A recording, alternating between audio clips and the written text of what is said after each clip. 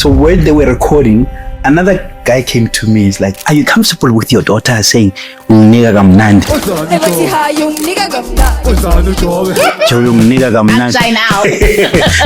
Kamo Mphela Entertainment. Yeah. We went to CIPC. We registered the business. I'm like, for every show, there needs to be money in your account first. You are the boss. You don't get paid by the manager. You pay the manager. Yeah. I'm a copywriter by profession. Yeah. So I conceptualize. I write scripts. So we call it copywriter. We don't call it script writer. You're an award-winning copywriter. Let me just correct you. A landed fee, if I can explain it, it's the amount that the promoter, like Afro Nation, will give you a set amount to say $20,000. Yeah. We are giving to Gamu. Out of that $20,000, they will just give you a whole lump sum. You must know how to save. Okay. So I've come across a lot of people complaining, can't Gamu just come with a DJ and perform? And what do we do as human beings? You watch a soapy, when there's a TV commercial, you stand up and you go. What do you do right now with YouTube? Do you skip the ad? Welcome to More Than Management, your go-to podcast for all things talent management. In each episode, we talk with masterminds behind some of the biggest names in music, sports, fashion, and television. We learn the art of brand building, high-stake negotiations, and maintaining a celebrity public image. I'm your host, Ndando Zigalala, and you're invited to the conversation. What was your first agency? Low Bull. Okay. It was called Lenters, but it was a UK based, because all these advertising agencies, they're like global agencies. Yeah.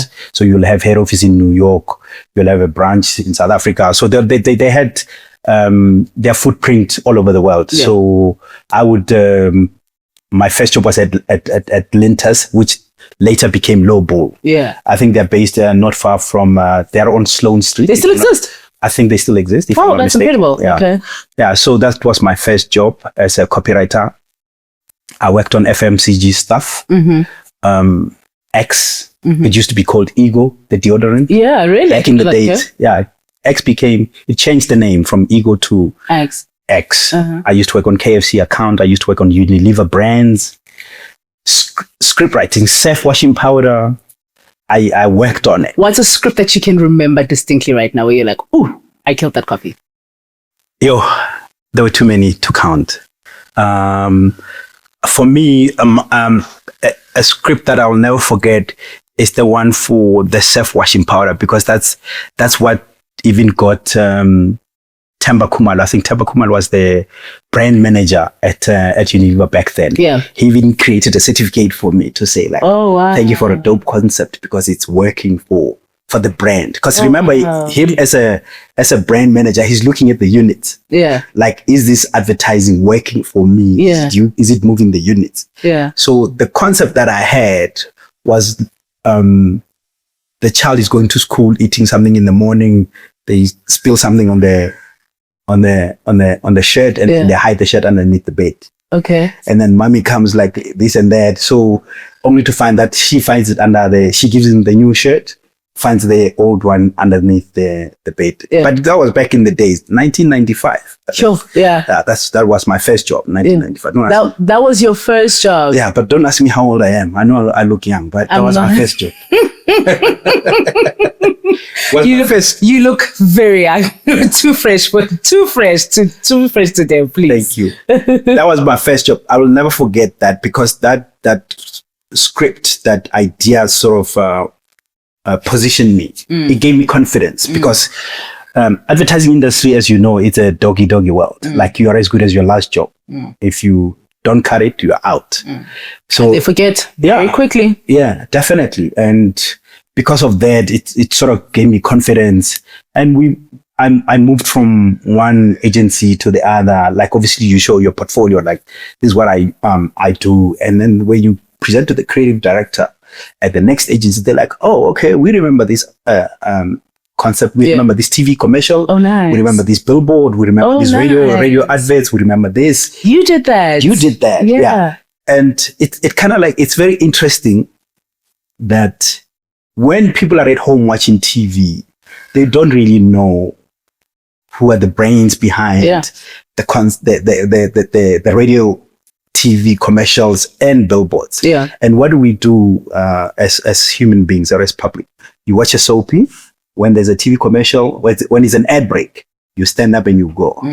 And you're missing out on the work of somebody who's Yeah. What do you do right now with YouTube? Do you skip the ad? Good question. I actually do. You skip the ad. I skip the ad because I hope this changes. I hope this changes your mind. Yeah, reminds you. But it's human nature. Like, you know, when you ask yourself, like, why are people doing this when they should be checking out the work? Yeah. Yeah. So funny enough, I actually watch that. I watch ads. So that's how I do market research. So I can know what's happening, which brands are active in the market, who's saying what, and how they're positioning it. That's literally one of my ways of doing market research. I watch the full ads. Yeah. And I should be watching full ads. Especially as a copywriter. As a copywriter. Yeah. Also to see the trends in the industry at the moment. But, I mean, to take you back from working at in the ad industry, 5 different advertising agencies, I ended up at YFM. How I got the job at YFM, I was at a agency called Publicis. Yeah. We call it Publicis. They pronounce it Publicis. Really? It's a French advertising agency. It still exists. They are my clients. Publicis. Publicis. Yes. Oh, sorry, Publicis. Yeah. Publicis. So I'm saying it wrong. It's Publicis. So I worked there. I was working on Renault, the car account. I worked on L'Oreal. Okay. Nice. So they have Peugeot. They have all these French brands. Yeah. So I worked on that. So the account manager on L'Oreal, her husband was working at YFM, was an advertising agency for YFM. So they needed young, creative black brains. Oh, nice. Yes. So she's like, listen, my husband is running an advertising agency for YFM. They're looking for a copywriter. YFM had just started back then. Yeah. They're looking for a copywriter. I'm like, oh, okay. I went to meet with Josh. Josh was the guy. So I met up with him. I showed him my portfolio, obviously from all the advertising agencies. It's like, my guy, you got the job. Yep. I'm like, but I'm still at Publicis. So what do I do? He's like, no, you can resign. Yeah, Monday. We'll give you what you want. I'm like, okay. So I was under the impression that I'm going to work with him at his advertising agencies, but working on the YFM account. Yeah. Because YFM was still new by then. Yeah. So when I resigned at Publicis and then I got to him, they were based in Norwood. He's like, actually, you're not going to be based here. You work for us. We will pay you your salary every month, but you're going to be based at YFM. Oh, hectic. I'm like, oh, cool. YFM, that's a vibe. Yeah. You know, because YFM. And that was the time. Yeah, that was. YFM. In bedroom. That was the time. I remember that so distinctly, actually. That was the time. Yeah. So I get there. I'm like, I meet Kapzela, DJ Monde, Fresh, Greg, all these guys. And they're like, what do you do? What are you doing here? I'm like, I'm a copywriter. So they had no clue what a copywriter was. What does that mean? What did that mean in that? So they confused it with copyright. Yeah. Like copyright. Yeah, like the licensing. I'm like, no, like the legal. I don't do that. Mine is like writer. You write copy because you're not, but you're a script writer. Yeah. I felt offended.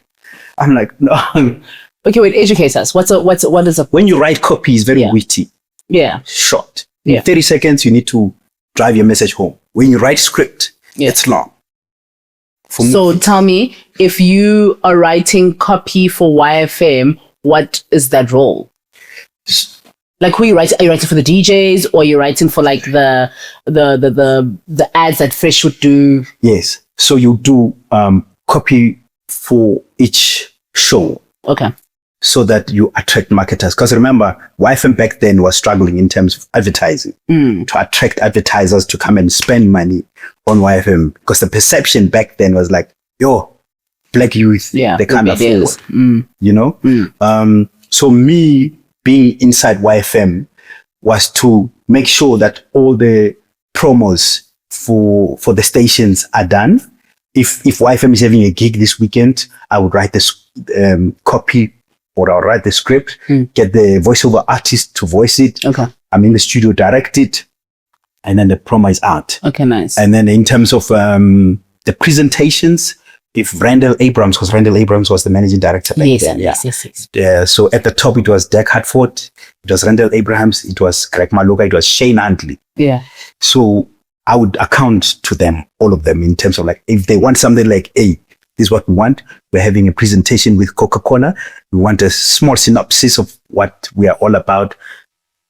Write, record. Okay. So write it, record it. So most of the presentations, they would go up. Okay. Craig is also a nice person that you can actually, if you can invite him here, he's he's a cool guy. Okay, I'd love that. Yeah, Craig Maroka, yeah, he's a cool guy. Yeah, I worked with him for a while, and I respect his work ethics. Yeah. So based on that, in terms of what my duties were, Go YFM, I think people started becoming comfortable.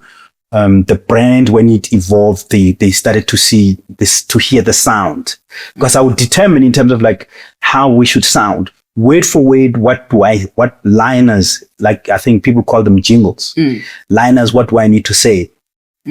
This is why FM, those kind of things, and how it should sound, because I need to hear it in my head first. That's so so that cool. when I call the voiceover artist, like I direct him, it's like, this is how I want it to sound. You want the pause. Yes. You the need to, tone. yes. The deliverance, all those things. Yeah. So those are the things that I learned in the advertising industry. And when I got to YFM, I was given a platform to like showcase your talent. Yeah.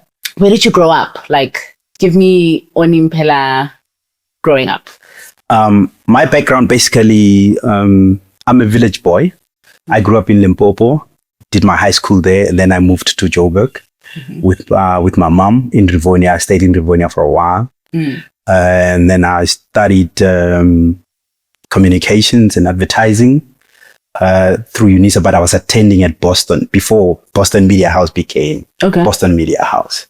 Label Fresh. So really? Okay. From there, I got a job as a copywriter. I'm a copywriter by profession. Yeah. Yeah. So I conceptualize, I write scripts. So we call it copywriter. We don't call it scriptwriter. You're an award-winning copywriter. Let me just correct you. I'm not sure about that, but yeah. Yes, you won a jury. You're definitely won a jury. Yes, and I've been in the game for long. Like I've worked in 5 different advertising agencies as a copywriter. Yeah.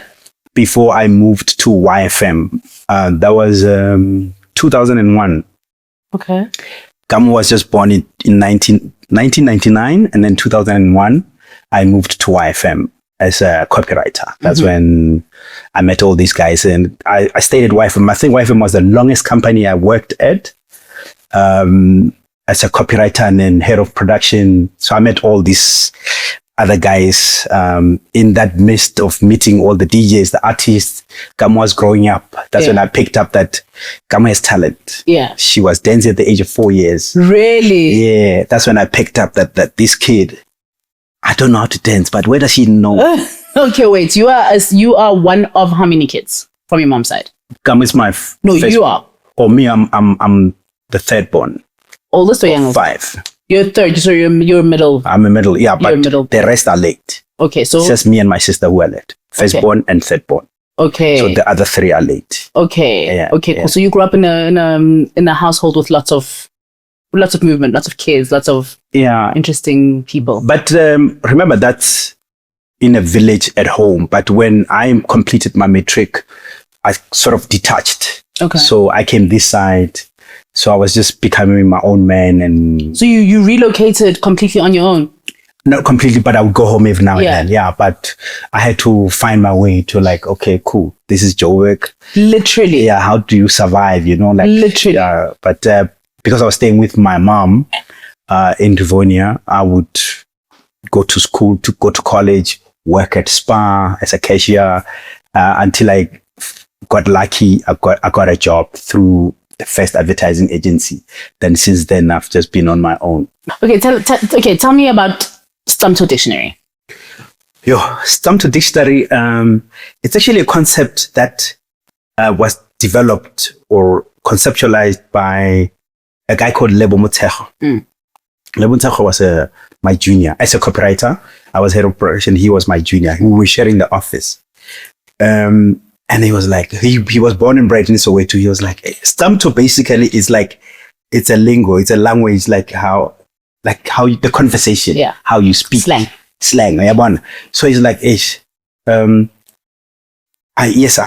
much as I'm here at YFM, because YFM would speak, I think, 60% Kasi language and 40% English.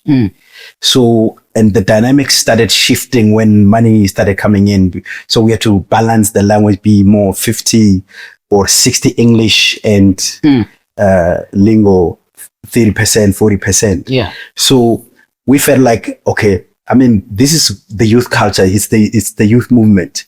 The way the DJs speak on air, the way people like Bokabzela and all those things. He was like, let's do a Stump dictionary that sort of educates the marketers and other people who are not clued up. Because as much as you are in Nguni language, you may not know a slang in Setswana, what it means. As much as you are Tswana, slang in Soweto is different to slang in Pitor. Yes, yeah. Slangs, they differ. Yeah. So we compiled all that. So when we would get briefs in terms of like what needs to go out, scripts to be written, directed, I would give him the platform. It's like, I think, go ahead with that. I will focus on this in terms of, but we would engage, we would talk together, we would make sure that the Stump dictionary happens. So it doesn't. So is it something that this was available publicly, or was it like more internal? It was internal. Okay. Like when we recorded it, because we had our own production studios in-house, we recorded, would call people in, right? And then after it was recorded, we presented it to management and said, this is what we do. Greg took it and ran with it.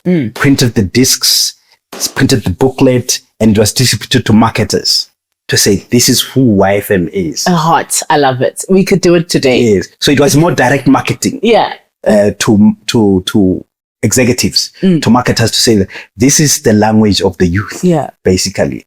They like you. Yes. So if you don't understand what BMW is, Kokasi, or it's Be My Wife, right? It's Be My Wife, right? Yes. Okay. But for a marketer, he knows BMW as Bavarian Motorworks. Yes.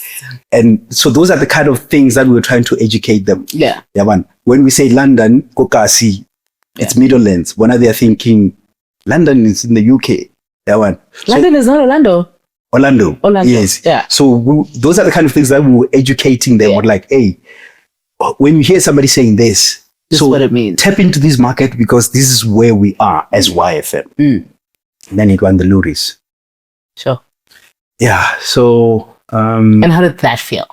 It felt great. Yeah. It felt great. I think. I mean, Village Boy, all the way at the Luris. Yeah. But at that time, I was going to the studio with Gamu at the age of 4 years. Yeah. When I was busy with YFM as a copywriter, over the weekends, I would be a content producer for Shaba. I would plan the show. Shaba was Ashifa Shaba. Yeah. Yeah, he had a show for Saturday, Ashifa Shaba on Saturdays and Ashifa Shaba on Sundays. So I was the producer for that show, for those two shows. So it became the biggest weekend show for 3-4 consecutive years. Nice. Okay, so career's going really well. At this point, you decide to start a family. Tell me how that happens. Okay, not like in detail like that. But like, how do you get the firstborn, kids? Let's talk about that. Family. Yeah.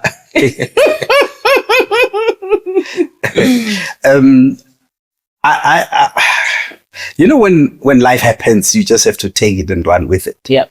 Always, every day. Family is it's something very serious and close to my heart. And I've been through a lot as a single parent, but starting with my firstborn, Gamu. So Gamu is your firstborn? Gamu is my firstborn. Okay. Yes. And I stayed with her.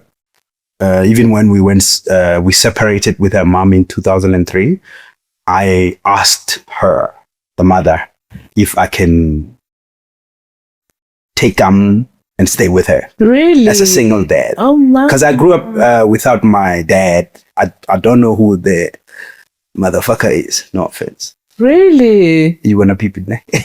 Beep. Yeah. Well, I don't know my dad.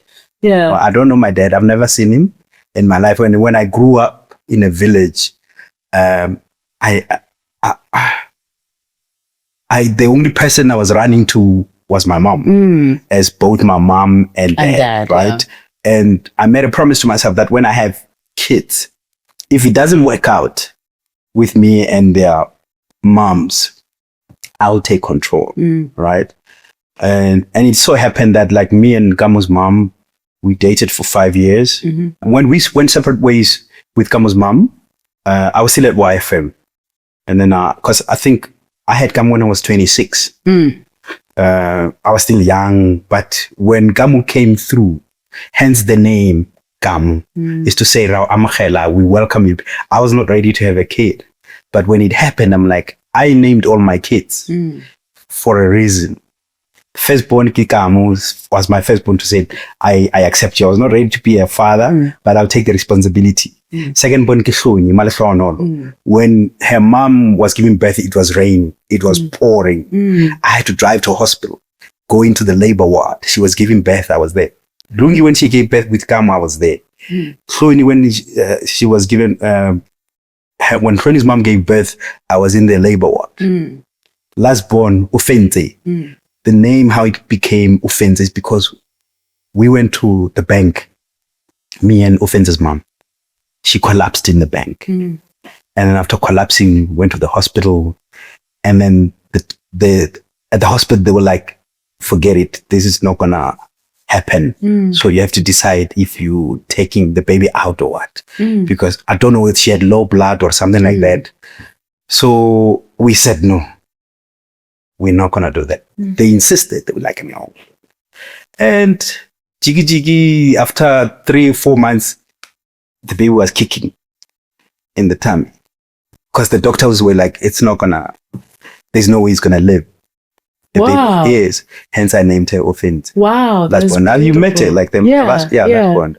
So I've named all my babies. Yeah, for reasons. Your daughters. Yeah. So you're a dad of 3 girls. Yeah, and I stayed with them, all of them, all 3 of them. When I went separate ways with Gamu's mom, I stayed with her. She ultimately, like, she gave me the rights to say, that's fine, you can stay with her as long as obviously I can come visit her, she can come visit me. So we had that healthy relationship. Whenever Gamu wanted to go, I was staying in Ridgeway. Yeah, so we had that relationship with Khloeni's mom. I was lucky to find people who were very understanding, you know. And when I dated Khloeni's mom, I told her the situation. She's like, no, it's not a problem. I will accept Gamu as my daughter. So Gamu was basically her daughter as not a biological mom, but yes. So, and we would go like a drop off Gamu at Lungi Kosoweto. Lungi would come to the houses, so they became friends. Yeah, they became friends. They're still friends, actually. Really? Yeah. So, and when we went separate ways with Khloeni's mom, I stayed with all 3 of them in Ridgeway. Luckily, I had a housekeeper who was helping me. Yeah, like when I was traveling business, because I was always in media, entertainment, and production. So I would do a lot of shoots. I would travel abroad, but she would stay behind with the kids until it got to a point where like we speak as parents, and then Lerato, Khloeni, and Offense's mom would fetch the kids. So I would stay with Gamu alone. Yeah, but I had that flexibility. The kids would come and stay with me, go to school this year. Next year they go to another school. I've been through all that way. Like, really? You know how hard it is to find space at new schools because of relocation. Yeah. I've been through all that. But you were there. I was there. All my kids. That's why I'm friends with my kids. Yeah. Gamu will tell you, yeah. I don't want next Kababa. Yeah. My kids will tell you like. What a healthy dad-daughter dynamic. Yeah. Very admirable. It's not common. It doesn't exist. That's the promise I made to myself. Like, this is how I grew up, and I don't want my kids to grow up like me, with the father absent. Yeah. So now you're taking your kids everywhere. You're taking Gamu everywhere. You got your gigs on weekends. You're producing shows. You are busy. You know, when do you start looking at her and you're like, this one? she's talented? Gamu, obviously, she blew up. We were staying in Mondio. When Gamu blew up, we were staying in Mondio because of, like, I would go with her to YFM concerts back then. And then when I left YFM, I would focus on my business. My core business is video production, corporates, live shows. I do live shows, like 5-7 cameras Really? on I a did not know that. on a vision mixer. Yeah. I direct. Oh, I did not know that. Yeah, live shows. There's no second take. You miss the shot, you miss the shot. Yeah, no, there isn't. Yeah, there's no second. There's no cuts list to that again. So like I've been shooting Deborah, Tasha, there's a gospel artist was performing at Sun Arena. Joe. There's a lot of international artists that when they came to South Africa through Vertex events. I don't know if you know a company called Vertex event. Yeah. So I would shoot film for them. Joe at Sun City, Joe at Sun Arena. It even the show was on Zanzi Magic. Yeah. So that's my production. So when I do when I travel and do business, I go shoot. Sometimes I would go with Gamu, sometimes I would leave her. But that's when I realized at the age of 4 years that Gamu is actually talented. Go to YFM with her, Mzagezek on stage. They used to call Gamu Majaivan. Yeah. At the age of 4 or 5 years. Fast forward to her 18 years later, she's now into music. Yeah. Yeah. So before music, she's a dancer. She's dancing every day. When do you realize that, okay, I'm actually gonna have to take this seriously with her? I never wanted to run Gamu's business affairs. It's always nice to have an input from somebody from outside, so that like it doesn't become like, hey, I'm imposing my fatherhood on her. Yeah. So we worked with Tutu. Then we worked with you. And then we are currently working with Sibu. But through all the managers, because you guys were doing management as a brand, for Gamu as a brand management. So I took over bookings. And then bookings is a different animal to what you guys do. Different animal. It's a different animal. So when you take bookings for her to perform on stage, you gotta know the venue. Like is the venue is in line with the brand. Gamu is not a tavern. Yeah. You have to be on the road with her. Yeah. I've been traveling. I've been on the road with Gamu. Like I would take a car, drive, go to Mpumalanga 5 hours. I remember at some point we did 11 hours. We came back home.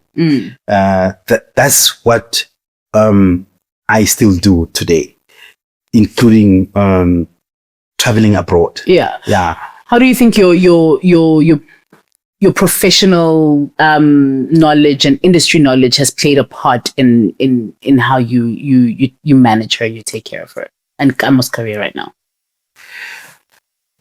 For me, based on my experience, things that I've seen happening in the industry, and what I taught, and I'm glad that she would listen. Never take things for granted.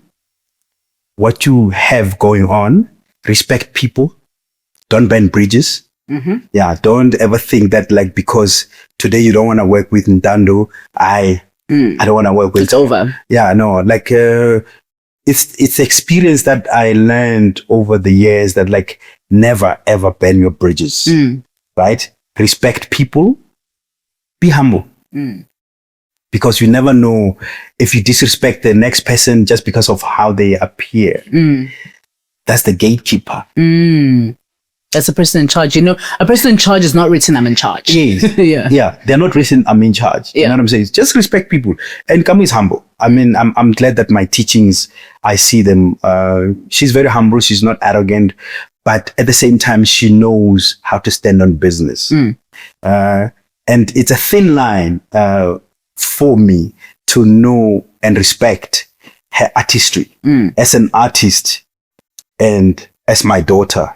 I need to know when to draw that line. Because I do bookings for her, technically she's my boss. But sure. Tough dynamic, eh? Yes, she's my boss. We stay in one house. Oh, very tough dynamic. We stay in one house. Yeah. Because My bedroom is there, her bedroom is there. Yeah. When you call her, she's not picking up, you call me. Yes, I go to her room and I knock. You are missing the interview. Yeah. I'm still sleeping at 8. You're missing an interview. Yeah. So we can't miss that. She takes it. So if I'm not there, imagine what would happen. What would you say like a day-to-day life is like for you guys? Like what happens? Give me a day or a week. Like how does it look? Considering you live together, you work together. Yes. Every day. Yeah. Gamu has a team of 6 people. That's a core team. That's a DJ, that's Gamu, that's 4 dancers. Yeah.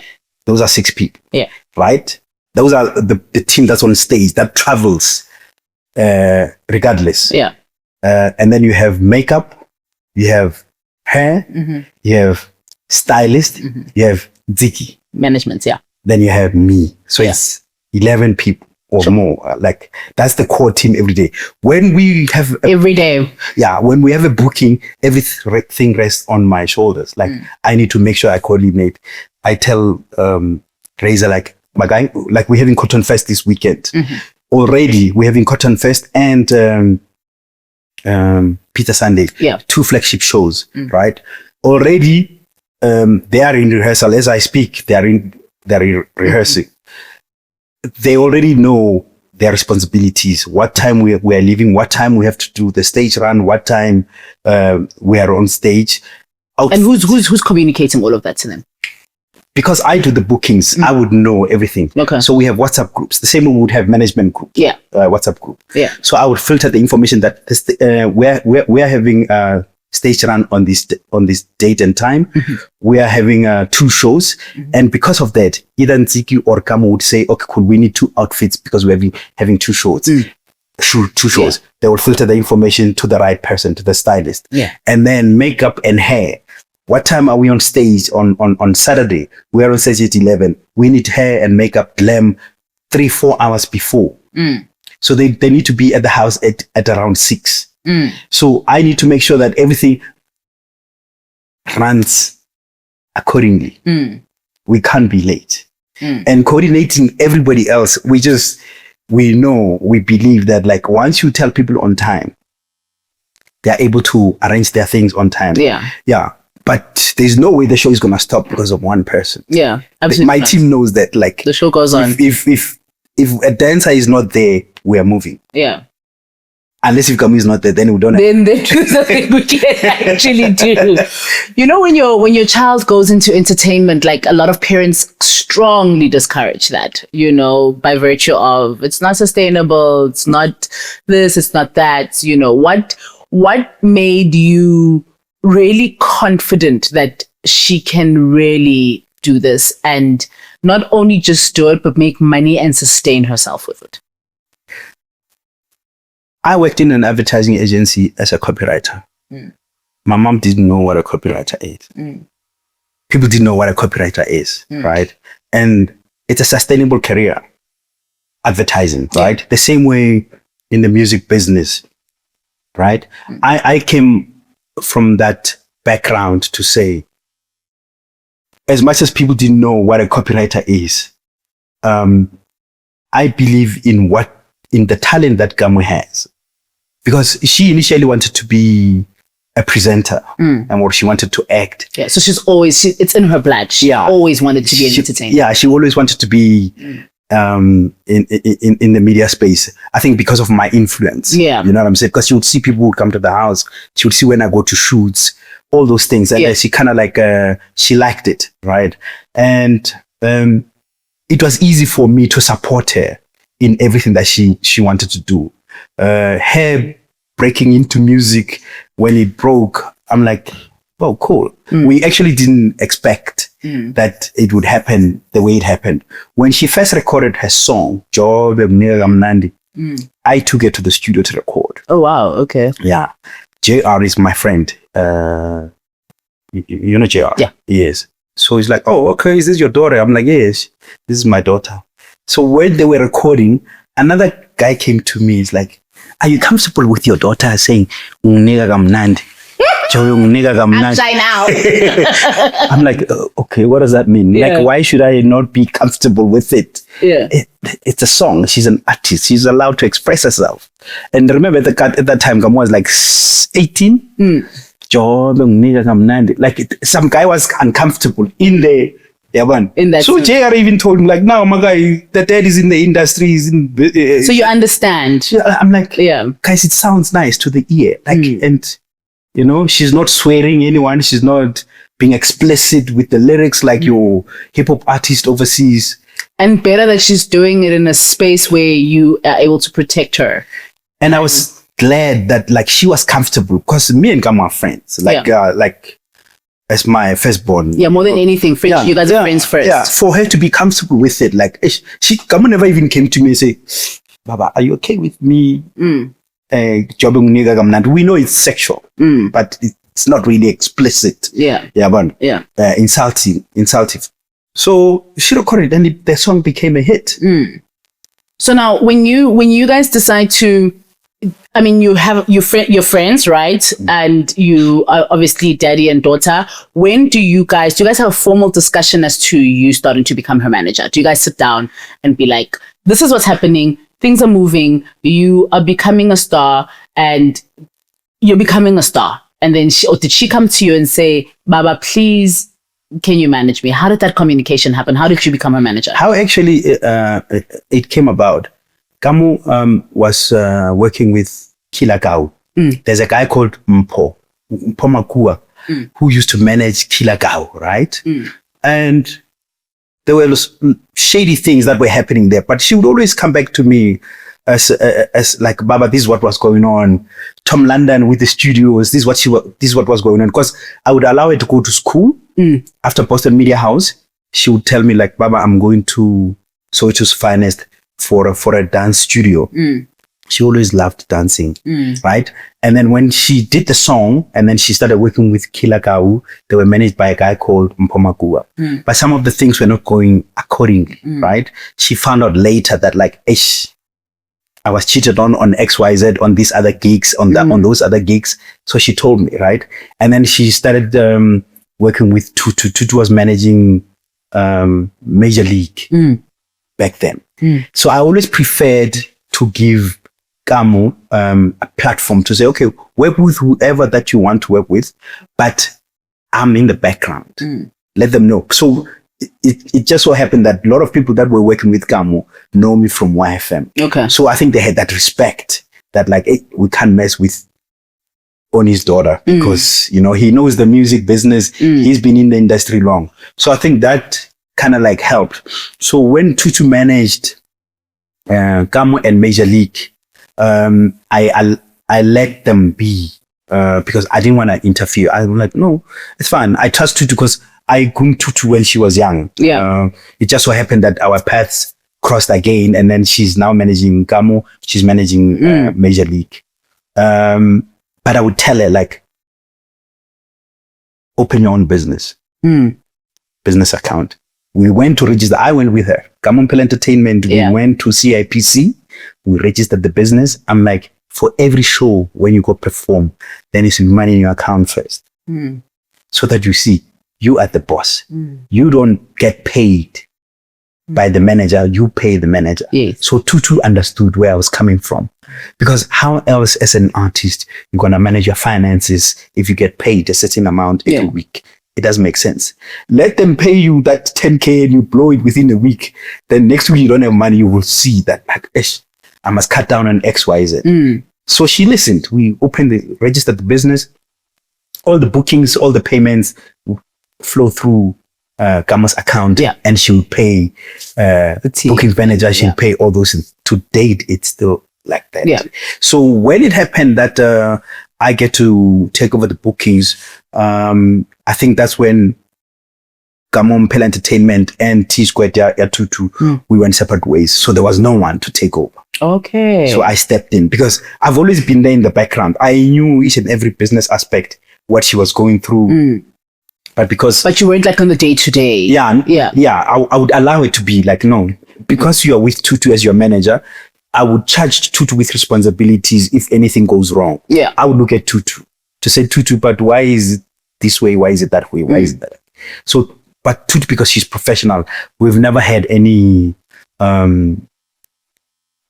doubts or question marks and everything until when they went separate ways, I stepped in. Because she was like, yo, I need to find somebody. Gamu was like, yo, I need to find somebody who can do bookings for me because KME and T Squared are going separate ways. So I stepped in. I think that was 2023. 2022, somewhere the 2022, 2023. Then I stepped in to do bookings. But when I do bookings, because as the dad, I'm not the father, by the way, I'm the dad. Oh, okay. What does that mean? I'm not a father. I'm her dad. I'm a cool guy. Oh, okay. Fathers are like Father Christmas there and Father Pastor in the church there. I'm a dad. I don't really have a dad or a father, so I don't know the difference. Yeah, dads are cool. Dads are cool. Yeah, fathers are. Yeah, Montag as well. I wish I had a dad. That sounds cool. Yeah, I have a father, a guy who helped bring me here. Thanks, guy. Thanks, dude. So because of that, Tutu, when they went separate ways, I took over.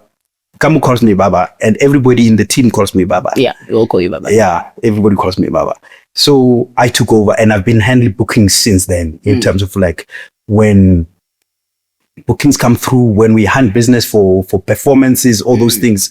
So what it entails, like once I take a booking of the venue, we need to make sure that we do sound check. So wait, before we get there, so you guys have not had like a, dare I say, a formal agreement? You're bound by blood. Yes. She knows I look after her own interests. Her interests come first. Yeah. So it's not like we have a contract or a letter of appointment where I sign that like now I'm the bookings manager. Yeah. Because if you look at it, I'm doing everything. Yeah. So you can't really put one title to me and say you are a bookings manager. Yeah. Because when brands come through and we have to deal with brands, you're there. I'm there. Right? When it's working, you're there. When it's not working, you're there. When there's shoots. Yeah. There's responsibility. So how do you guys establish boundaries? How did you guys establish the boundaries? Was that like just an unwritten sort of rule or like way of working or way of life between the two of you guys because you grew up together? I brought her up. Yeah. Right. I know her as my daughter. Obviously, she evolves like as a human being. She's 24, 25 this year. I know what she likes. I know what she doesn't like. My responsibility as a dad is to guide her. We never had a formal agreement to say, okay, Baba, now you are appointed as the bookings manager or you're appointed as this, as the... Because even now as I'm sitting here, I know I'll probably get missed calls like, Baba, we need dance studios tomorrow, make a plan. Yeah. Baba, we need this XYZ, we need transport for the dancers, make a plan. So I'm responsible for everything to make sure that everything runs smoothly. Yeah. If you saw, like you would call me, look, we would work together on certain projects, right? But I'll still have my own bookings to follow through to make sure that when the car breaks, Baba, I have a flat tire. You know what to do. Yeah. But how do you guys manage conflict? Like, I mean, as with any relationship, not everything is always smooth sailing, you know, and we cannot have that expectation for anything, even when you have either given birth to someone or you've chosen someone, whatever the case may be. There is definitely things that make you upset, that piss you off, that piss her off, you know. How do you guys manage that conflict? I think it's for me to know where to draw the line, right? The way we work with it is that as much as you can be angry, you can be pissed, right? Let's sit down, right? I'm not even saying because I'm your dad. This is business. This is her business. This is her company, right? Then she will say, like, I'm not happy with X, Y, Z. I'm not perfect. I'm not 100% on point. As much as I like to believe I'm a super dad, like I don't always get everything right. Yeah. There's things that I missed, these things. So we sit down. Like, I love that. Like, I've seen how she evolved from 2023, where she would just throw tantrums because her age allowed her to throw tantrums. Yeah. To what she is now. She's like, okay, I see even in the team when there's these challenges, like, okay, guys, what is the solution? Yeah, she's not reactive. Yeah, no, yeah, she's not reactive anymore. It's like, okay, what is the solution? How do we had a challenge where we were going on the MSc and we had like a lot of people. And she's like, okay, how do we take everybody with saving costs without using 2 cars? Right? And then we sat down and then like, okay, cool. She was suggesting like, okay, let's do this, let's do that. I'm just showing you a simple thing. Yeah. And we ended up finding a solution like, okay, who goes and who doesn't go? And for me, because she was like saying, okay, Baba, I think this is how I see it. So those are the kind of ways and means we use. Yeah. So you guys sit down and you strategize. Yeah, we sit and talk. And then like, she's allowed to be angry. Yeah. Right? But are you allowed to be angry? I am allowed to be angry, but I need to control it. Yeah. In a sense that like, I can't burst out. Right? Because remember, as a man and as a father, you don't want to be imposing because it's going to be like, because they know me as a strict father, like as a strict dad from the beginning, they know I'm like, Baba doesn't like this. From on time. Yes. Like when we move, we need to be there on time. From upbringing, they know like, dad is very strict. Yeah. So I need to find a way to balance that because sometimes when people are angry, it might just spoil things. Yeah. I remember at some point I exited the groups, the WhatsApp groups. You did. I had to resolve. Yeah, like I exited the WhatsApp groups, and you go like, Baba. I'm like, Baba, please. Is everything okay? Please come back. So such things, like, and I told her like, the reason why I'm doing this, like, yes, as much as I can exit the groups, but I'm still there. Like, she knows that, like, I'm still there. Yeah. Recently, they went to, I think, a gig, because sometimes they run late. I put the slot earlier. They arrived on time. Yeah. The slot was at 12:30, and I told them 12 o'clock. That's what a manager does. Yes. You forecast. Yes. I put them for 12 o'clock. They arrived at 12 o'clock in Mafikeng. 4-hour drive, 5-hour drive. They get there. The guy's like, no. Hi, guys. You guys, thank you for arriving on time, but you are at 12:30. Kamo call me. He's like, no, but Baba, the guy says he's at 12:30. We want to be on stage. I'm like, yes, I said 12 o'clock, but you guys, because you always run late. She's like, no, but Baba, we can't work like this. But the following day, she's like, no, Baba, actually, that was good.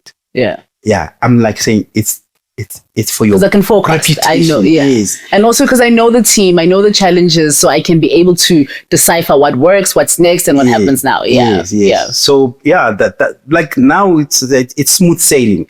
I think back in the days, I would always take like, she's still young, like let her mature. Yeah. But where she is at the moment, I think she's matured and she knows how to handle things. Yeah. She's no longer reactive to things. We do have challenges every day.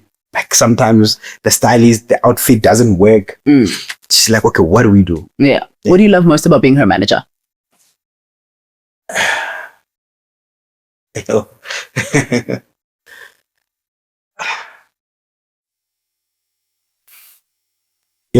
There's too many things. The fact that the brand that she is, I think she's the biggest brand in South Africa. Yeah. The person that she is, the humility. Yeah. The hard work. She's a hard worker. That I don't know if people are aware of that. Gamu is a hard worker. Yeah, she is. Like when she's in studio, they work very hard. And she listens. You want to work with somebody who listens. Not always the other way around where they just talk. She listens. Like, oh, she observed. Like, oh, okay. Baba, you said X, Y, Z. Sometimes it's not always about business. It's just me as a dad. So like we talk casually. some things she picks up like, oh, okay. You know, one thing she learned is like, never take things for granted. Yeah. Always be humble. I think that's her philosophy of life. That's what I instilled in her. And then she learned through her journey. Yeah. Be humble. I mean, you guys are, again, bound by blood, but like what advice would you give to a manager of how to maintain a long relationship with an artist? Firstly, managing another human being is a problem. It's a problem. Now, managing your own daughter, it's got dynamics to it, right? My advice would be like, give them a platform to be themselves.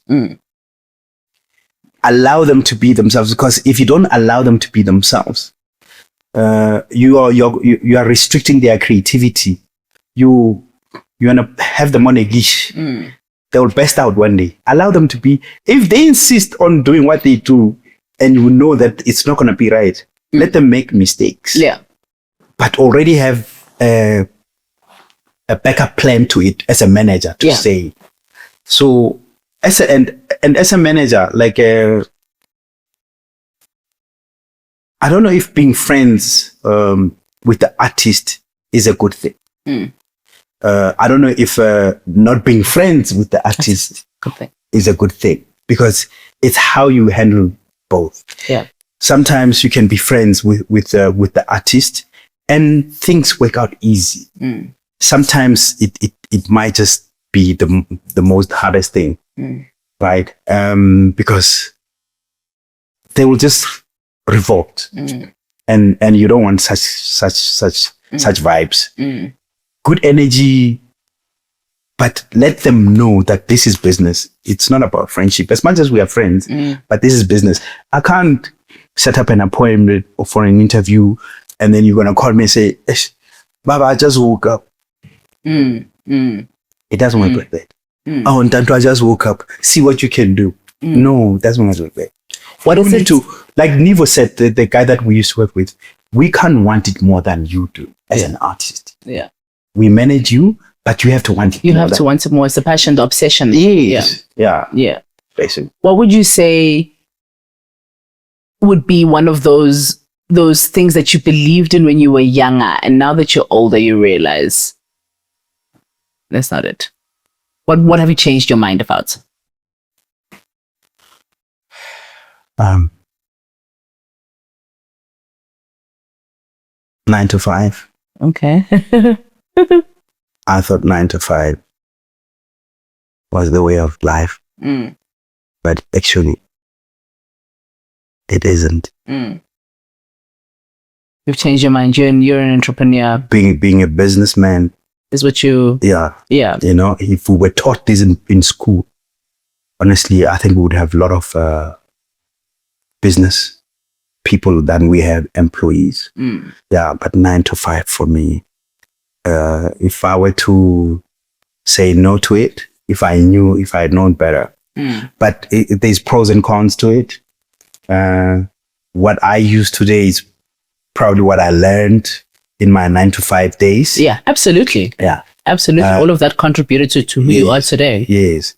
But if I were to run my own business from the beginning, if I have, maybe not even a trust fund, baby, if I had a way to like start my business and push it, all the years that I started doing 9 to 5, and I started with my business, I would be far now. Yeah, I would be far. Like that's one thing.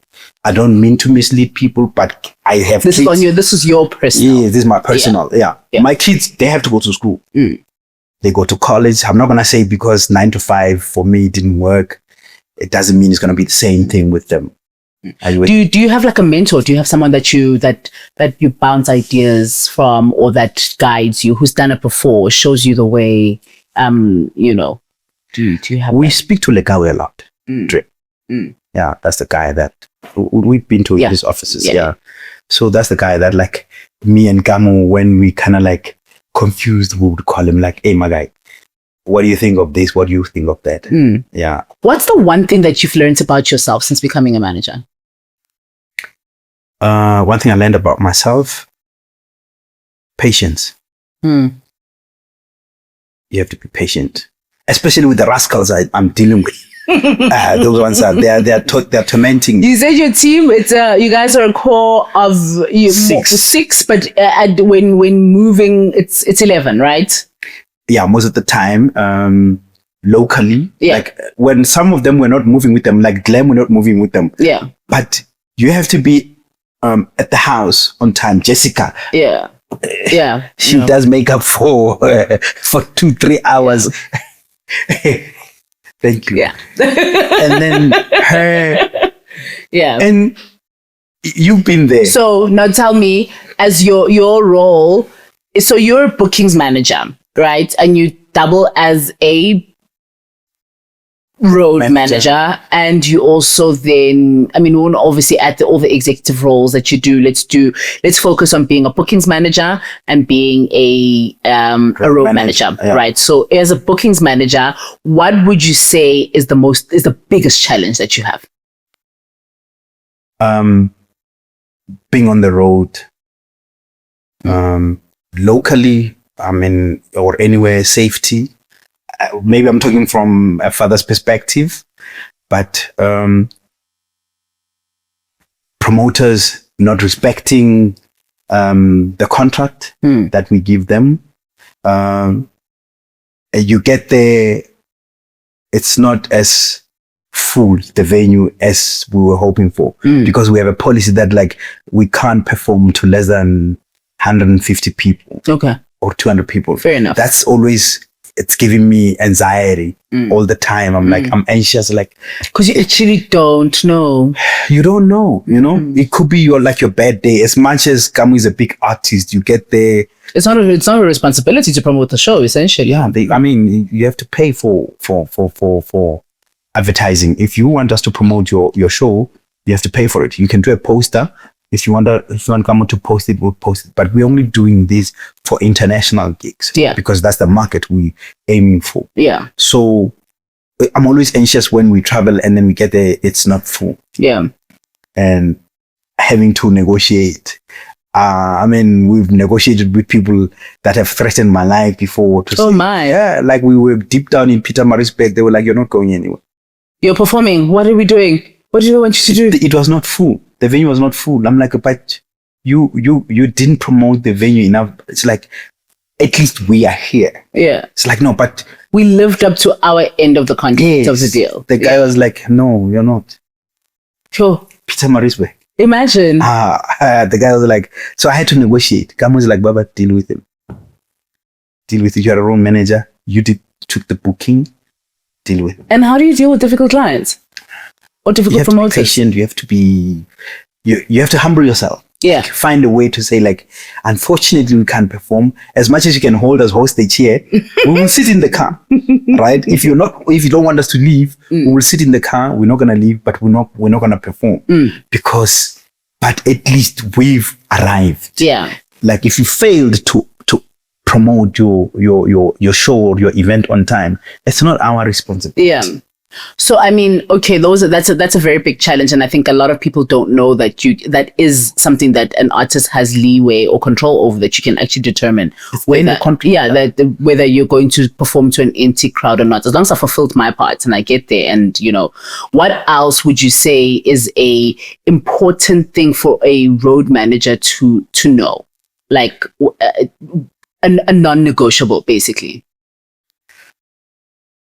Because, I mean, we've had road managers, where outside of yourself, you would then pass on the instruction and that type of stuff. Like when you're instructing a road manager, this is a non-negotiable. What is that? Your artist comes first. Your artist interest comes first. You cannot leave the car and leave your artist. Wherever you go, you can't leave your artist unattended. As much as you're not a bodyguard, but who are you road managing? Yeah. You're road managing the artist. You can't arrive at the venue and leave your artist in the car. If that's the case, right? find somebody who will take over while you go see the venue inside, check it like if it's full. Because when you road manage, you get there, you park outside, you go inside and see the venue, see the stage. As much as they would have sent you pictures of what the stage looks like, you get there, the dynamics, it's not the same. Can you also hold promoters accountable for that? Like, in terms of like stage and what it's supposed to look like and the design and all of that? Yes, we do. As much as we may not tell them what to do because they know their them but when they send us pictures and then we get there, it's not the same or it's not safe for us. We hold them accountable, or even the venue owners, we hold them accountable because people take things for granted. They just think, no, man, come just perform there. Quick, we'll finish it, then we. Yeah, this is South Africa. Hey, anything can happen. Yeah. And actually, even to the rest of the world, anything can happen. Yeah. When you travel abroad, it's a different animal. Promoters don't respect you as I wouldn't say as an artist, but the team, like because of the way they behave. When a contract is stipulated, but they'll just change things in the middle of. I remember we went to Ghana for the Olympics. So the promoter, it's there in the contract that when we arrive, we need this mode of transport. This is how many people. So we want V class, Mercedes-Benz, right? Naturally. So we get there, they give us H1. And in Africa, they don't use like your 7-seaters a lot. They use your 4x4s. Yeah. So SUVs, yes, because of the terrain, and I'm like, okay, this is what we asked for, but you're bringing us. So you didn't communicate as yes. We are not moving. We'll go to a restaurant in the airport until you bring us mode of transport that we asked for. The person was like, I beg you, I promise I would do anything. I'll correct this. It's just that I had, they explained, but realizing that obviously the team was tired and we had to go do stage run. It was, sometimes you need to compromise, meet people halfway to say like, because of this situation, let me not be dramatic, but at least they know the message. We go to the hotel. When we go to stage run, they brought the proper pass. Okay. Yeah. So those are the kind of things. So those are the kind of things that you have to deal with. People change things without consulting you. As much as it's stipulated in the contract, they do their own things. Can a bookings manager be a road manager at this, like at the same time? Yeah. I prefer it that way. Do you advise that? I prefer it that way. I'll tell you why. When I take a booking, already I'm establishing communication with, like now I'm going to the UK with the team. The person that I'm communicating to is the promoter who's doing the show. Me and him know what we agreed on. Telephonically, contractually, everything. We've got all the communication. So when I land, it's a continuation. We pick up where we left off. When he's not gonna come to me and change and say, because if I send a different person who's a road manager, he can easily change, hoping to take advantage, right? That this one doesn't know what me and Onitias agreed on. Yes, absolutely. They can easily switch up on you. You can see what you guys said. Yes, and now it would mean them taking a call to call me and say, like, Baba, this guy is not booking a 5-star hotel. He's booking us this and that. But when I'm there at the airport, yes, I'm like, oh, cool. It's nice to meet you, my guy. Finally, So in an ideal scenario, yes, booking road manager is one person. It's an ideal team structure. Yes, basically. So that it becomes easy. Then when I get there, I can easily say, like, you're backtracking on what we agreed on. Like, we went to, I'll give you another example. Like, we went to Dubai. From Dubai, we went to Oman. And there's a country called Oman, Muscat. We were performing there. So the guy, the promoter guy, took us from Dubai. He booked us in Dubai. From Dubai, he booked us in Oman, Muscat. We got there. He was just shady, right? From even before we started performing, he was just shady. Because we gave him what he wanted. Because people, once they get what they want, they don't care. We gave him what he wanted in Dubai, but now this is the last show. So we got there. The hotel was not up to scratch, right? He had to change it. And then when we got to the venue, for a stage run. He was all,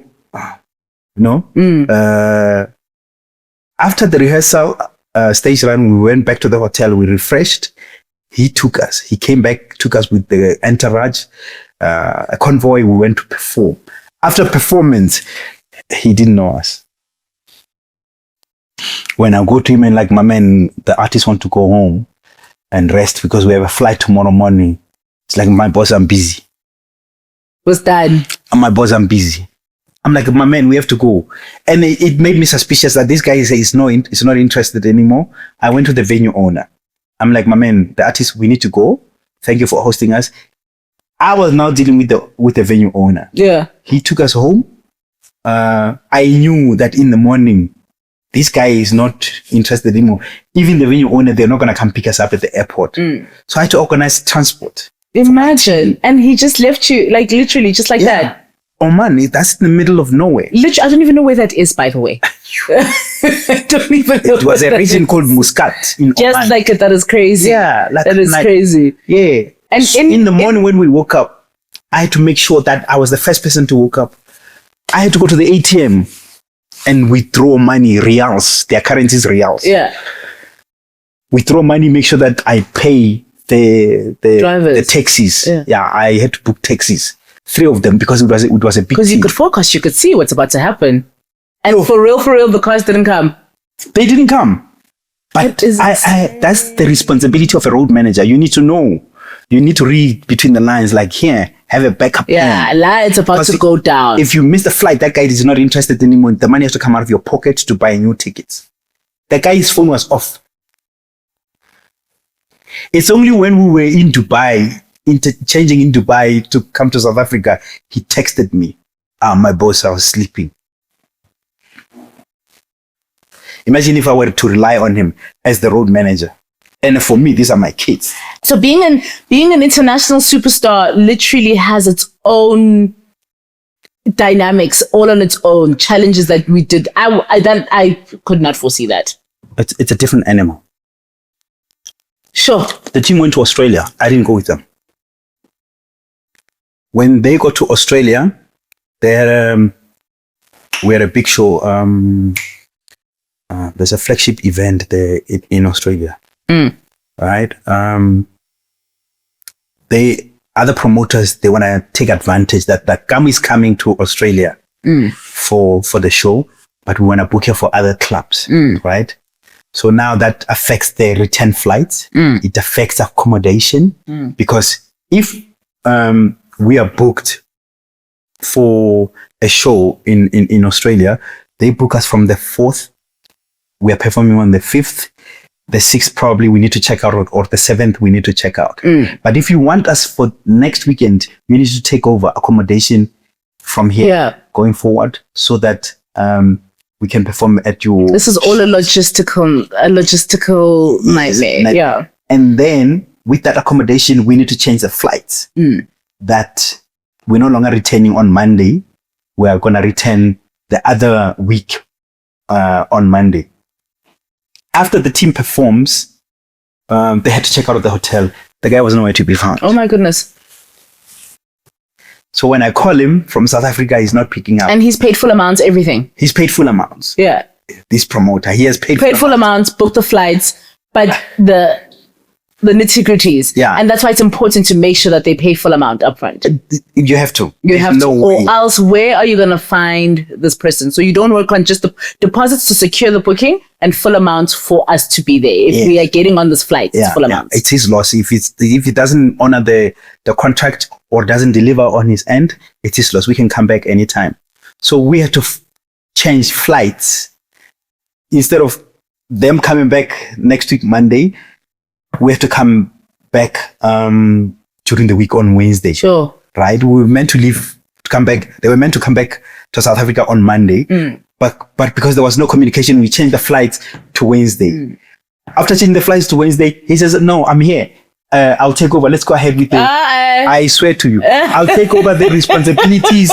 Sorry, Gamu is not the only artist I'm dealing with. What? We had a call. I'll take over all the costs. Right? We're like, cancel you need to pay the cost of cancellation. He didn't transfer the money. Remember, we were using his money. Yeah. So that's for performance.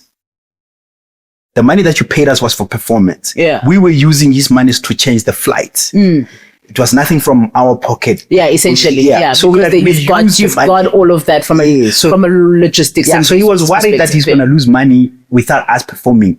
We're booked in Perth and Sydney. So he comes back out of nowhere, like Wednesday, guys, I'm here. Don't worry, I'll sort it out. I'll transfer the money that you guys have already paid to cover the cost. Wednesday comes, he doesn't. So do you know, like when we say piano to the world, or we say, or just the way the current landscape is from a piano perspective, and everybody who has gone international, Kamo Mphela is a completely different conversation, because out of a lot of the artists that have propelled to go overseas, she's one of few that has a team of almost 10, right? Take us through how that actually works. You know, like we can easily say, like, from a DJ perspective, a DJ is one person's DJ, road manager, maybe a photographer, right? Yeah. When you have a team that big, how does it actually work? Like, who pays for everything? Who decides the logistics? And there's a term, landed, and you know, how's landed the fee? Yeah, landed fee. How is the fee structured, and for a performing artist that is going international from South Africa? I'll start with the landed fee. For example, a landed fee, if I can explain it, it's the amount that the promoter, like Afro Nation, will give you a set amount to say $20,000. Yeah. We are giving to Gamu. Yeah. Out of that $20,000, Gamu must make sure she finds her own accommodation out of that money. She books flights for her team out of that money. She caters for the team out of that money. So we will just, when she arrives, we'll just provide her with the rider. So, but the logistics, the flights, accommodation, whatever, hence we would ask you, like, Dando, like, where can the team sleeps in Portugal? Yeah. That's a landed fee that they give you. They will just give you a whole lump sum. You must know how to save, maybe get cheaper flights, connect somewhere in Lisbon. And decide how many team members you're going with. How many team members are going with. Yeah. So that you can make money out of it, because flights are expensive, right? And if it's not a landed fee, you will say, I need $20,000, right? That's my booking fee. Excluding. Yeah. Flights, accommodation. So that's what's happening now with UK. I charge them, it's not a landed fee. They give me a certain amount. Yeah. And then they have to book flights. Firstly, is visas. They need to sort out the visas. Okay. They need to sort out flights. They need to sort out accommodation. A traveling party for UK is 8 people. Oh my goodness. A traveling party for Paris is 8 people. Okay. A traveling party for Barcelona, Spain, it's 7 people. That's expensive. So it's the core team plus me. Yeah. So 8 people is the core team, me, and the photographer, videographer, Wanda. Yeah. Yes. So that's what actually happens. Okay. So I've come across a lot of people complaining, like, no, can't just come with a DJ and perform. And how do you manage that? You'd rather not take a booking? Yeah, I'm like, okay, you like Gamu's performance on stage, right? The reason why you want to book Gamu is because you saw her performing somewhere. Yeah, I don't know. I saw her at Very nice. Cool, yeah. Oh, cool. But was she alone? No, I saw her with the dancers. I'm like, yes, you like her stage presence because she's with the dancers. And each dancer has the responsibility, has the choreo that they need to perform on stage. You're booking Gamu because you saw her on stage with her dancers. Yeah. Now you want her to come alone. Yeah. You won't have this. It's impossible. So we're not taking the game. We're not taking it until we meet each other halfway. Yeah. The least I can do is to say, okay, cool. Maybe I'm not going to take 4 dancers. I'm going to take Gamu, the DJ, and 2 dancers. Yeah. I'll find other 2 dancers in the UK locally, or in Detroit, which is always a disaster. Yeah. It was a disaster in Detroit. People don't know the choreo. They say it's not. Yeah, you can imagine. Yeah. We had dancers. You don't have time to rehearse. You don't have time to coordinate and put it all together. Yeah, I can imagine. Mama, it was a disaster in Detroit. Yeah. For Afro Nation Detroit. Yeah. Gamu was not happy. Yeah. Yeah, we were like, we're not doing this. Yeah. We're not taking any dancers from UK. We're not taking any dancers from anywhere. It doesn't matter. Yeah. France, whatever. As much as they say, no, we know how Gamu dances. They will send us videos. We can figure it out. Yeah. They will send us videos. No, this is. I'm like, no. Yeah. These are the lessons that and unless it gets to a point where it's like we don't agree, let's agree to disagree. We're not gonna come. Thank you for the invitation. When you are ready, you will invite us because we are compromising our brand. We don't want to compromise our brand to suit your pocket. Yeah. No, that's detrimental. I respect that. Yeah, I respect that highly. It's very detrimental. And in the process of you becoming who you are today and all the work that you've done, who would you say has been the kindest person to you? In terms of managing Gamu? Or in terms of managing Gamu and just your overall professional career? I don't know. I've dealt with a lot of people. As much as I'm nice to people, I think they've reciprocated that. They've always been nice to me. I can't pinpoint one person to say, you've been good to me. Because remember, I've got businesses. I've got a production company. As I told you, like I do live shows. Yeah. I've got I'm managing an artist. I meet a lot of people. I've got a shuttle company with V classes where they hire production houses. They hire V class and people. So of all those three businesses, I come across a lot of people. And for the people that managed my daughter, you and Tutu, I think were the best. I rate people say the best based on their honesty. Yeah. Because people are not honest in business. Yeah. When you're honest with me, then I will say, you've been nice to me. Yeah. Yeah. So far with Sibu, we are still trying to figure it out. Find the relationship. So, but of the people that work, because Gamu has never had a lot of people that managed her. Yeah. Yeah. Tutu, it was Tutu and it was you. Yeah. Yeah. Hence, you and I, we can still talk. That's what. Because we don't burn bridges. We don't burn bridges. Tutu, like I even told you before you told me the theme for the interview, I recommended Tutu. Yeah. Like, why don't you call Tutu? Why don't you call Tutu? Tutu must come. I'm like, she's already coming. Yeah. Like that's me. Like, and Gamu is learning that from me. It's like, yo, Baba, you taught me one thing. Like, don't burn bridges. Don't burn bridges. If you don't want to talk to people, rather don't say anything than to say something bad to them. Give it a break. Yeah. If I was a fairy godmother and I had to give you 2 wishes for you and your team, what would that be? For you and your daughter, actually, and your team. Longevity in the business and happiness. And happiness. Yeah. And happiness. I like that. Happiness. Happiness comes in, I love traveling. I want to travel. Yeah. Yeah. Like so far I'm doing it with them, but happiness comes from within, you know. People are not happy out there, man. Yeah. They're pretending. Like for me, when you're happy, you're genuine. I think genuinely, like you're content, you're happy with yourself. Yeah. I think those are the 2 things. If in your own words, what does more than management mean to you? What does it mean to be more than a manager? It's more like more than a manager. It's not just focusing on one thing. That, like when you work, for instance, when you're at work, you come, you do what you do, you get paid for what you do, and then you leave. You have nothing in your heart for that business or for that company. But when you start putting extra hours, when you start putting suggestions, when you start putting things to say, like, how about we do this? When you're invested, for me, as you are more than an employee, more than management, more than a manager, that's what it means. Like, you need to look at the brand holistically. You need to look at, like, what can we do? Because you can't just be doing bookings and say you're a manager.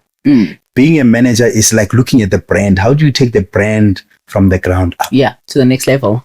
To the next level. Similar thing that I did with Lesego, the DJ that I was managing. Yeah. Yes. So you take a rough diamond and you polish it. That's what modern management is. Yeah. That's exactly for me. Yes. Yeah. And as Gamu's brand continues to grow and expand internationally, where do you see yourself or your role within the business? Like, what is the expansion plan? Me, I'm just there to safeguard. It's not about titles for me. Yeah. You can give me a fancy title. You can give me an ordinary title. For me, it's just to safeguard my daughter's career, to make sure that, because that's where we're going. That's the market we're looking at. That when we are out there, because there's a lot of vultures out there. It's for me to make sure that things are done properly, things are done honestly, so that you don't come back with come back empty-handed because somebody out there tried to make money out of you and you come back with nothing. For me, the role of safeguarding her career, making sure that the right people come to her. It's also spiritually guided. I think God needs to guide you to meet the right people. Yeah. Other than that, like if you're not spiritually guided, it's a problem. And do you have desires to expand and to manage more artists? Yeah, definitely. Hence, I started with a DJ Lesego, but if I'm gonna go and manage another artist, it has to be a different genre than what Gamu is doing. Gamu is very jealous. She will tell you that you're my dad. I come first. Rightfully so. And you can't argue with her. I think that's a blackmailing card for me. Yeah. I'm like, how? Where does this come from? You know, so whoever we're managing a man. Let's start there. Yeah, your expansion has to be a man. Even if it's not a man, it needs to be a different genre. Yeah. To what she's doing. Yeah. Yeah. Like jokingly or happily, so like she will say, "No, you're my dad. Like, why you this one? Why you know what I'm saying? It doesn't matter. No, but Baba." I'm like, okay, cool.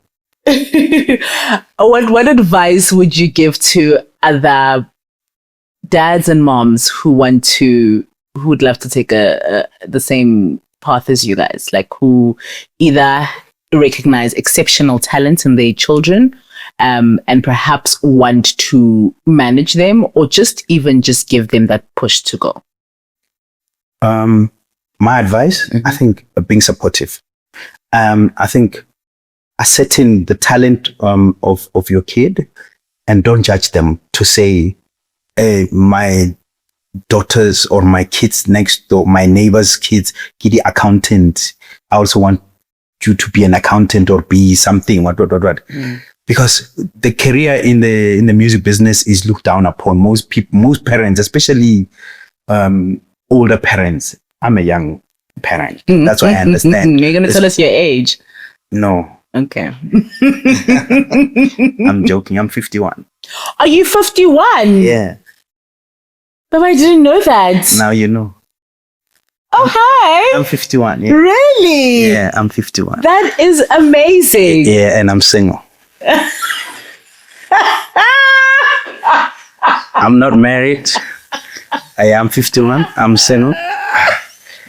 But my kids come first. Can I say that? Yes, absolutely. Your kids to that camera. Okay. Yeah. My kids come first. Okay. I don't want somebody who's going to come into my life and start questioning me. Yeah. What, no. Yeah. I'm joking. Oh, you heard it here first, guys. I'm joking. Baba is 51 and single, and his kids come first, and he is an exceptional manager. Baba, thank you so much for coming. I really have enjoyed our conversation so much, and I've learned so much from you, not only from just this discussion, but overall in the work that we've done together, and just our overall experiences. Because of you, I have a way more confidence. My shoulders are broader. You don't know this, but my shoulders are broader. Like, I tell them now, like, I'm like, excuse me, we've got artists in the car. Like, guys, I've seen Mama do some crazy stuff where he's like, listen, we've got artists in the car. Do you not understand? Like, and it's just literally exactly that. So I have learned so much from you. I've enjoyed working with you, and you're an exceptional man. And I can't wait for more people to experience you the way we have experienced you. Kamo is honestly blessed to have you in her corner. And I tell her all the time that if there is anything that is an asset in your business, it is your father. Because not only are you looking out for the rest of the team, but you're looking out for her, and you're protecting all of us all the time, and I wish someone like you in every single team, especially that is moving so fast, that is in a world, like you said, of vultures, so you are a amazing dad. Thank you. And I wish more dads more dads like you upon everyone as well, And again, thank you so much for coming. And we're gonna do this again 100 times more. Absolutely. Thanks for having me. Mm-hmm. And to all the fathers out there, I'm saying, let's change the stereotype that Black men are always runaway fathers. Let's change the perception to say we are there for our kids, especially for for daughters. For daughters, yeah. Yes, yeah. Like have a bond with your kids. Be friends with your daughters. They must not think like, it doesn't matter the gender, but as long as you are a responsible and supportive father, that's my message to them. And let's change the stereotype. Yeah, we can learn a lot from that. We definitely can. And thanks for having me. So, Baba, before you leave, what we do here is, managers, we know very important people, and I like searching in phone books to see who is the most influential person that that you can video call and they will answer right now. I know my daughter would answer, but I don't know if she's still in the studio. Uh-huh. Yeah, because I left. That's so unfair. It can't be your artist. Okay. It can't be your artist. Okay, then when I call them, what do I say? You just say, hey, I'm on More Than Management, and they said I must call the most important person, and it's you. Okay, please give me the phone. I was going to call you, but I can't call you. I'm still trying to find who to call. Okay, who are we calling? Quentin. What does Quentin do? He's into fiber business. My guy. Yay! How are you? I'm okay, my man. Hello. My man, I'm on an interview, on a podcast interview here. They said call the first person that you trust. Yeah. This is Ntando. Hello, Quentin. How are you? Good, and you? Wonderful. Thank you. We said call the most important person on your phone book, and it was you. And who's going to answer the call, definitely. Yes. Yeah. And it's you. Are you okay, my guy?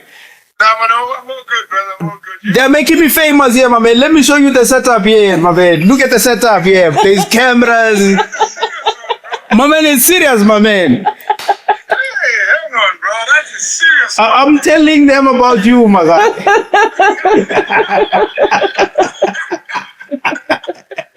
But I see there's a mirror still missing there at the back.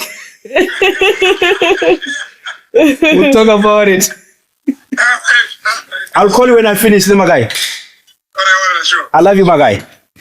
Say hi to Mama Zay in the background. Man, sure. Cool. Sure. My boys.